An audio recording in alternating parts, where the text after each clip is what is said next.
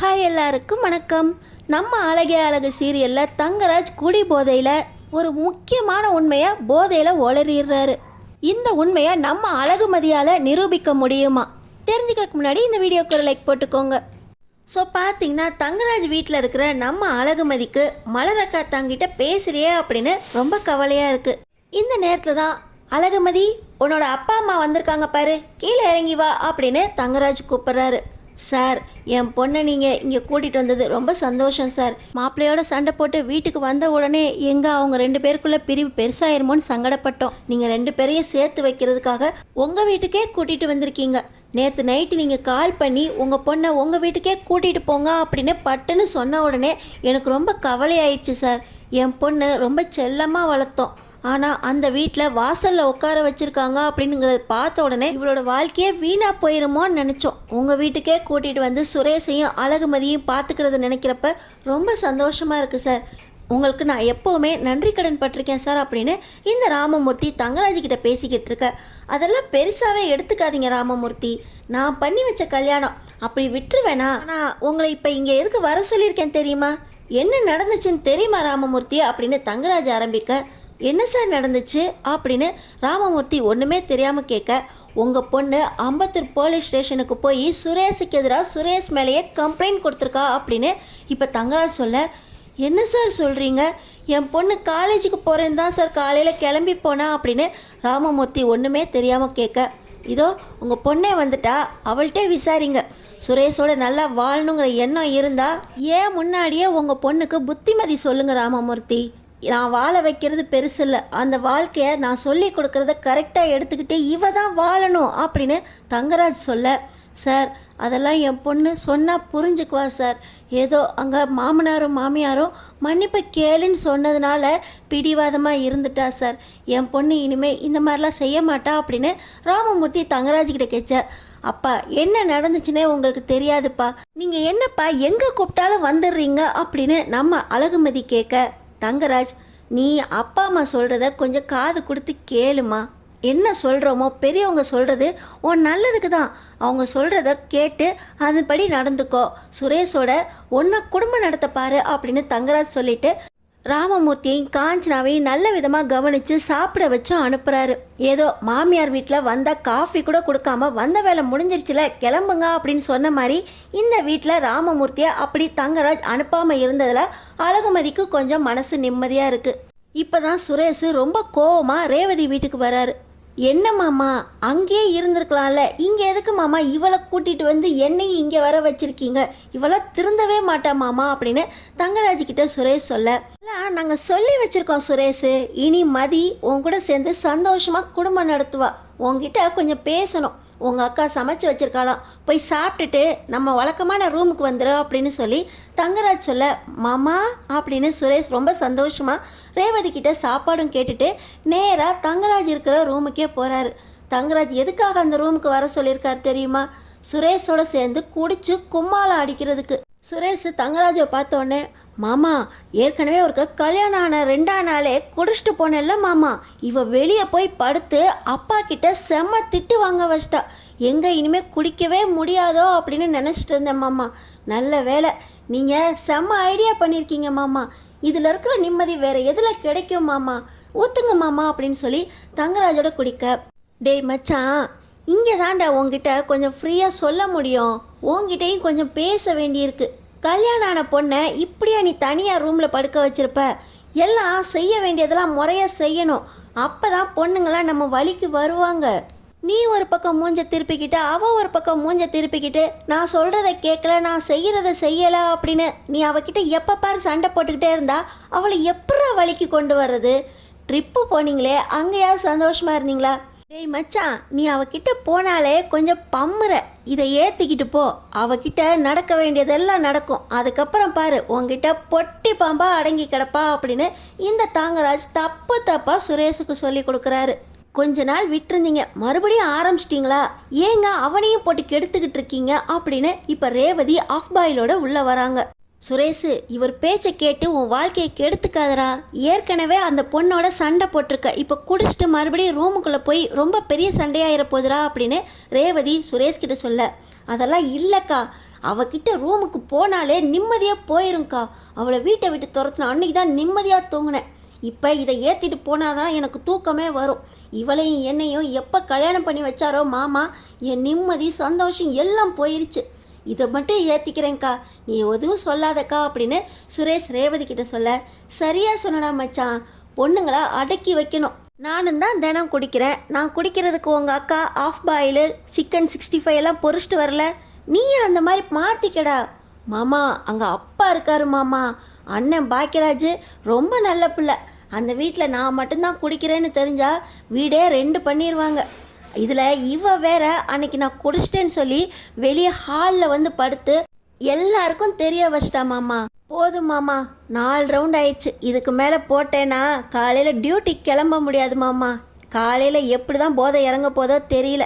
சரி மாமா நான் கிளம்புறேன் அப்படின்னு சொல்லிட்டு சுரேஷ் ஃபுல் போதையோட இப்போ நம்ம அழகுமதி ரூமுக்கு போகிறாரு.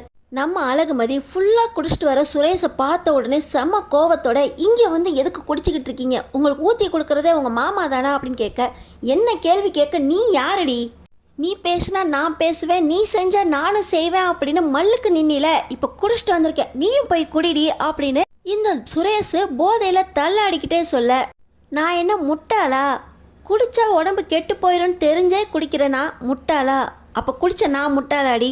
ஆமாம் நீங்கள் முட்டாள் தான், உடம்பு கெட்டு போயிடும்னு தெரிஞ்சே நீங்கள் உடம்பை கெடுத்துக்கிறீங்க. அப்போ நீங்கள் முட்டாள் தான்.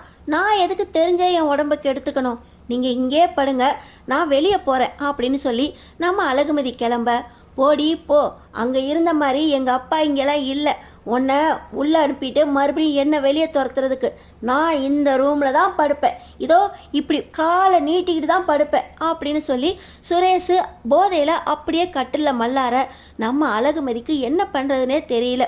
ரேவதி அக்காக்கிட்ட போவோம் அப்படின்னு சொல்லி நம்ம அழகுமதி ரூம்லேருந்து வெளியே வராங்க. ஆனால் இன்னொரு பக்கம் ரேவதி, இப்படி வீட்டுக்கு கூட்டிகிட்டு வந்து குடிக்க வச்சு கெடுத்துக்கிட்டு இருக்கீங்களே, அப்பா அம்மா கேட்டால் என்ன பதில் சொல்கிறது?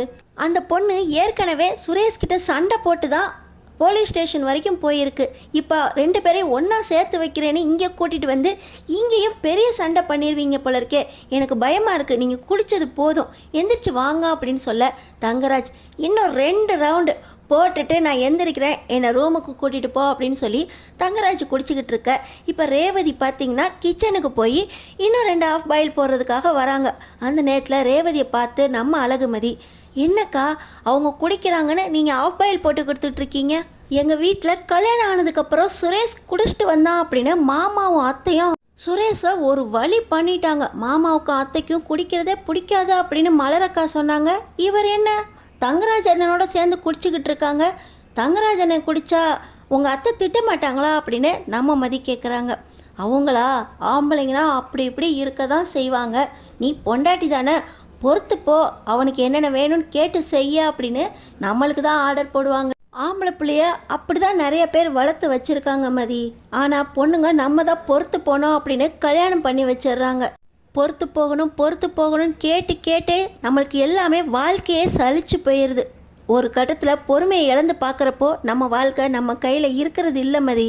இதோ இவர்கிட்ட பொறுத்து போய் 2 பிள்ளைங்களுக்கு அப்புறம் இனிமேல் நம்ம வாழ்க்கை இப்படி தான் போகும்னு தெரிஞ்சு போச்சு. இதையெல்லாம் சகிச்சுக்கிட்டு வாழ கற்றுக்கிட்டேன் மதி. ஆனால் நீ அப்படி இல்லை, உன்னோட தைரியம் எனக்கு ரொம்ப பிடிச்சிருக்கு. ஆனால் வாழ்க்கை கெட்டு போயிருமோன்னு எனக்கு பயமாக இருக்குது மதி. உங்களை மாதிரி என்னால் பொறுமையாக இருக்க முடியாதுங்க்கா. இதோ ரூம்லேயும் ஒருத்தர் மல்லாந்து கிடக்காரு, அவர்கிட்ட இருக்க முடியாமல் தான் வெளியே வரலான்னு பார்த்தேன், இங்கேயும் அதே நிலமை தான் இருக்கும் போல். அப்படியே காலார ஒரு நட போயிட்டு வந்துட்டு அப்புறமா படுக்கிறேங்க்கா அப்படின்னு நம்ம மதி சொல்லிட்டு வெளியே நடந்து போகிறாங்க. வெளியே பார்த்தீங்கன்னா தங்கராஜ் குடிச்சிக்கிட்டு இருக்கிறத ஜன்னலில் பார்க்குறாங்க நம்ம அழகுமதி.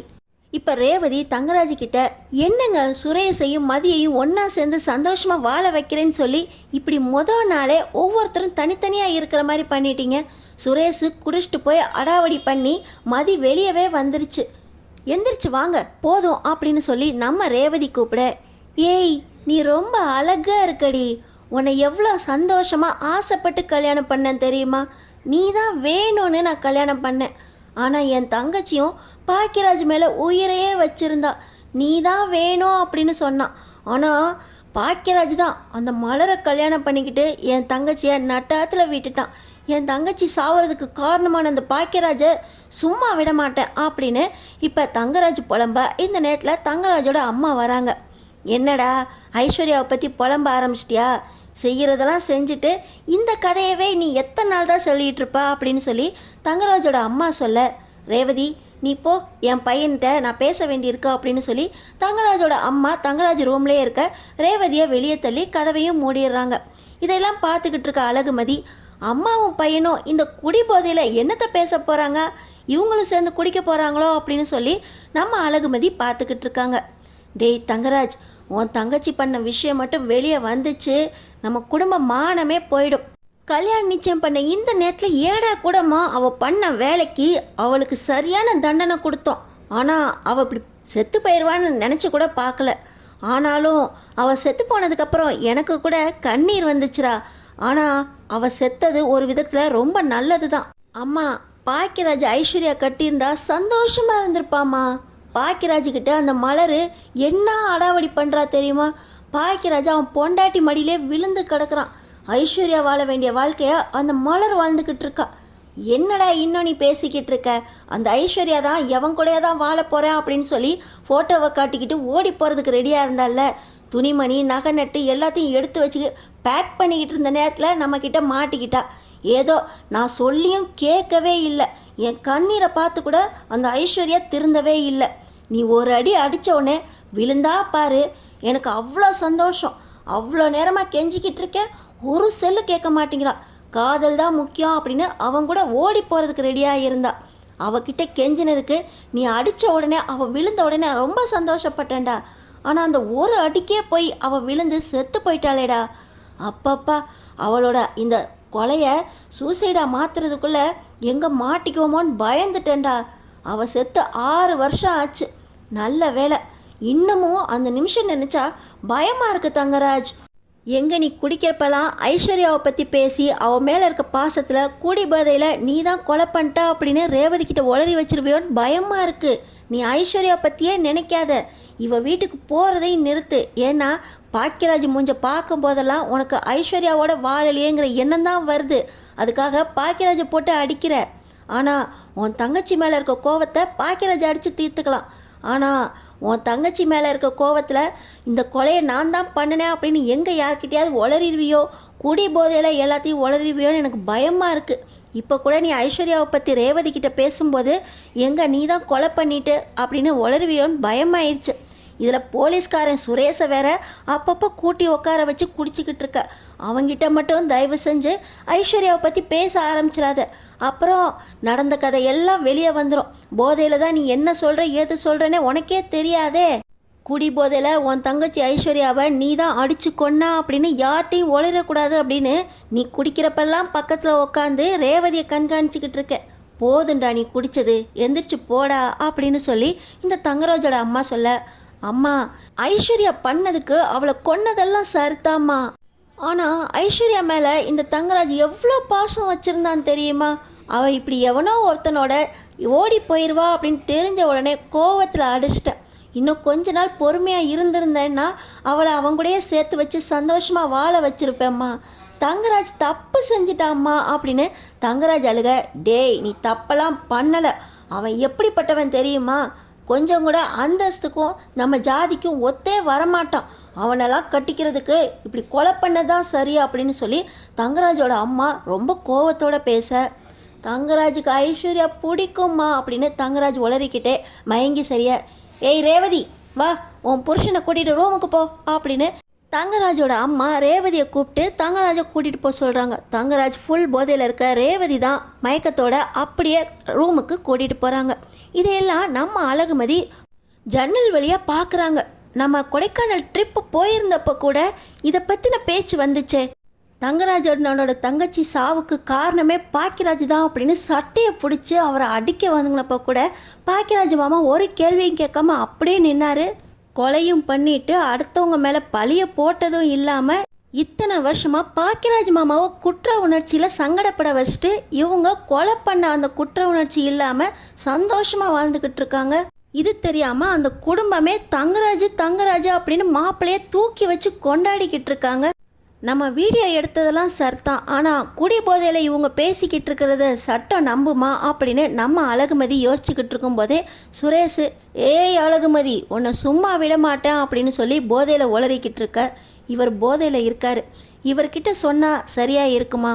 எப்போவுமே மாமா மாமான்னு மாமா காலடியிலே விழுந்து கிடக்கிறவர் இவர்கிட்ட உண்மையை சொன்னால் கண்டிப்பாக இவர் நம்ம தான் பொய் குற்றச்சாட்டு வைக்கிறோம், அவரை பிடிக்காம நம்ம பொய் சொல்கிறோம் அப்படின்னு என்ன வேணால் திருப்பி விட பார்ப்பாரு. இவர்கிட்ட சொல்லி ஒரு பிரயோஜனமும் இல்லை. இந்த கொலையை நம்ம லீகலாக ப்ரூஃப் பண்ணணும், ஆதாரத்தோடு நிரூபிக்கணும். இந்த வீட்டிலேயே இருந்து இவங்க எப்படி கொலை பண்ணாங்கங்கிறத ஆதாரத்தோடு நம்ம நிரூபிக்கணும் அப்படின்னு நம்ம அழகுமதி முடிவு பண்ணுறாங்க. ஐஸ்வர்யாவை கொலை பண்ணது தங்கராஜ் தான் அப்படின்னு நம்ம அழகுமதி எப்படி எல்லாருக்கும் நிரூபிக்க போகிறாங்க தெரிஞ்சுக்கிறதுக்கு நம்ம சேனலை சப்ஸ்கிரைப் பண்ணி தொடர்ந்து பாருங்கள்.